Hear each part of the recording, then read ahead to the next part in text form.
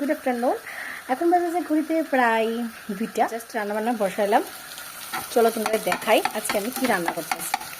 এই যে এদিকে হইতেছে লাউয়ের চুকলা, মানে লাউয়ের যে খোসাটা থাকে, লাউয়ের চুকলা আর আলু দিয়া ডিম ঝুরি করে পেঁয়াজ দিয়া ভাজি, একদম কষায় কষায় এটা মশলাটা কষাইতেছি। এই যে মাছের মাথা, বিশাল মস্ত বড় এক মাছের মাথা দিয়া ছিমের বিচি আর আলু দিয়ে, ছিমের বিচিটা অনেকটা নরম করে লেছি, ইচ্ছা করে করছে যাতে তরকারিটা একটু ঘন ঘন হয়। কেউ খাওনি এরকমভাবে ছিমের বিচি দিয়া মাছের মাথা দিয়া ঘন্ট, এটা কষানি হইলে পরে ছিমের বিচি দিতে দেবেন।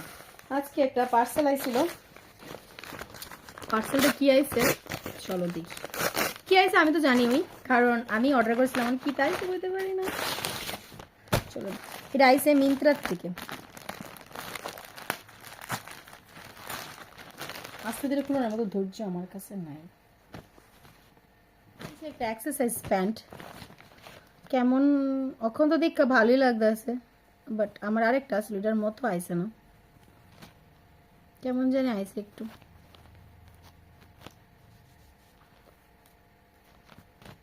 কালারটা অনেকটা ব্ল্যাক ব্ল্যাক ব্রাউন কালারটা আর কি।